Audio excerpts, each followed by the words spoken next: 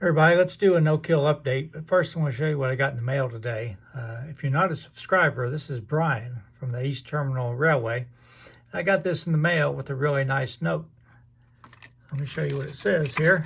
It says, Thomas, thanks for following the ETR and buying some gear, Brian. So, yeah, I bought a t-shirt from him.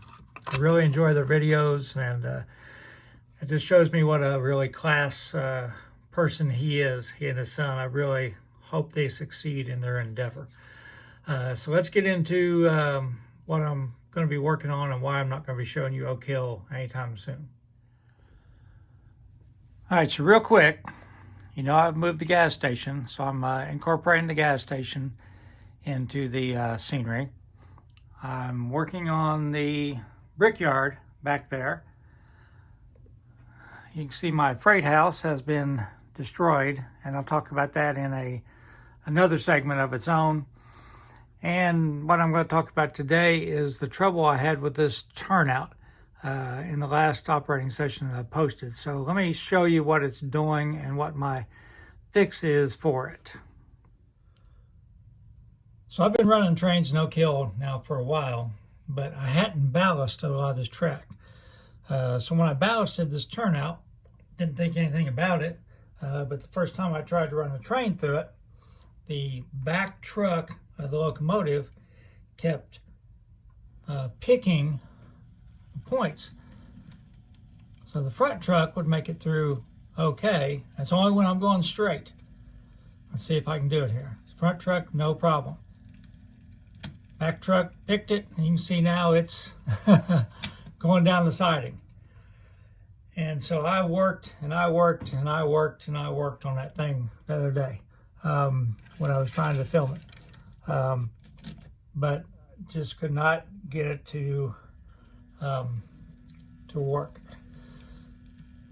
So the problem is, let me back the train up here, is maybe when I was cleaning the ballast or whatever, the rails just will not stay flush over here. No problem on that side, but I've filed, I've cleaned, I've oiled, I've done everything, and it just springs back. So there's a couple different simple solutions that I'm going to do. So I'm going to show you, I always start with the simplest one first, and then I move on from there. I'm not going to put a turnout motor in here. I refuse to do it. I'll put a Caboose Industries ground throw that is way out of scale before I put a tortoise switch machine in. I'm just not going to do it. It's just me. I'm sorry. It's going to be a hand-thrown turnout one way or another.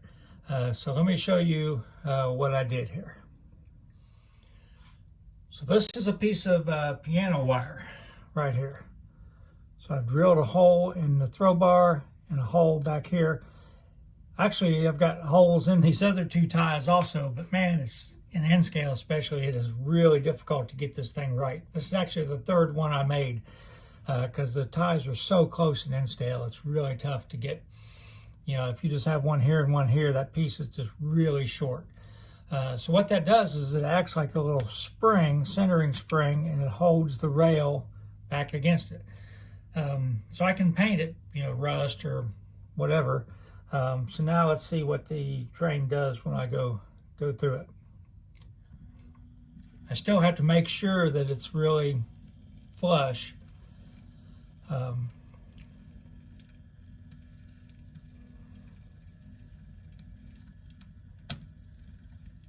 See, a little bump, but it made it through.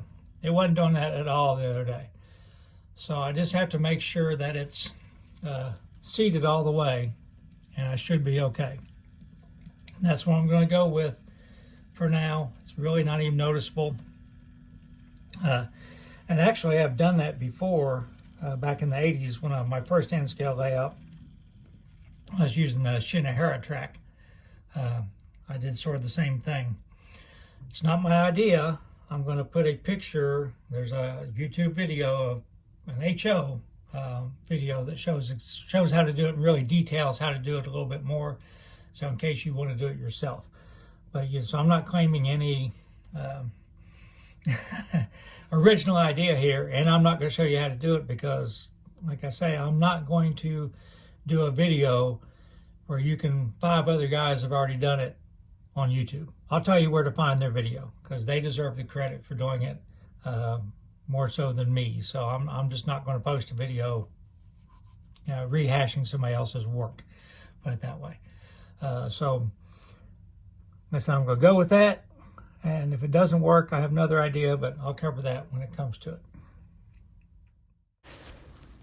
So this is by Fast Tracks. They actually make jigs and things so you can hand lay turnouts. Again, this is HO, but it's the same basic concept. So I'd rather them get the credit for this than me.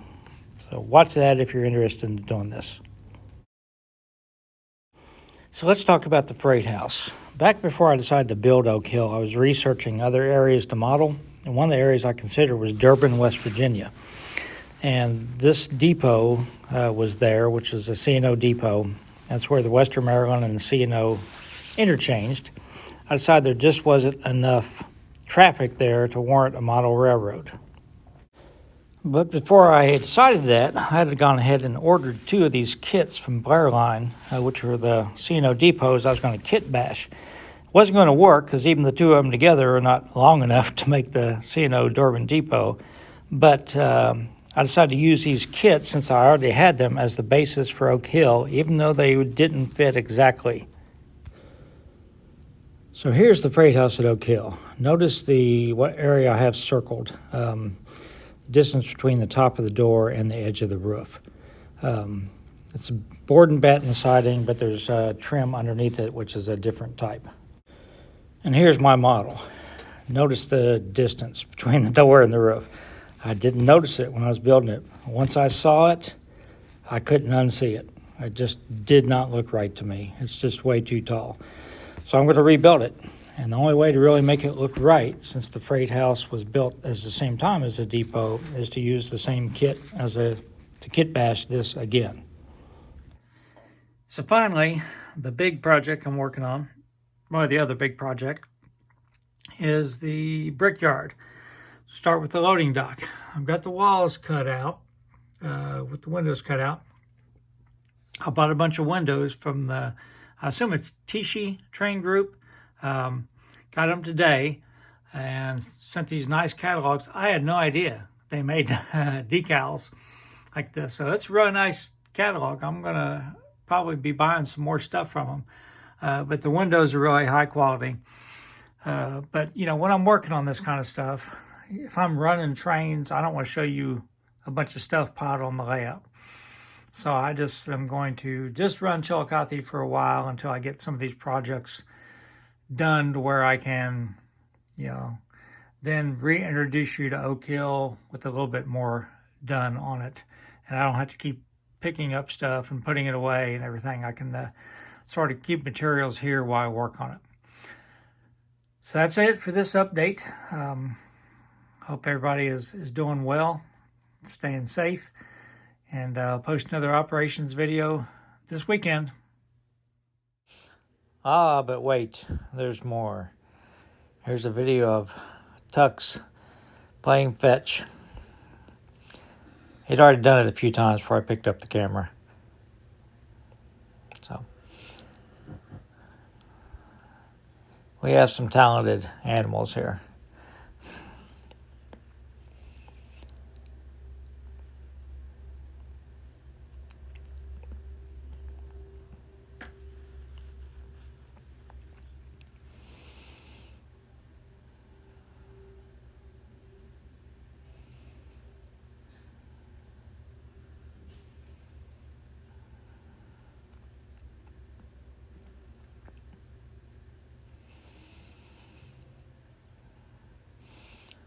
All right, that's enough. Everybody stay safe.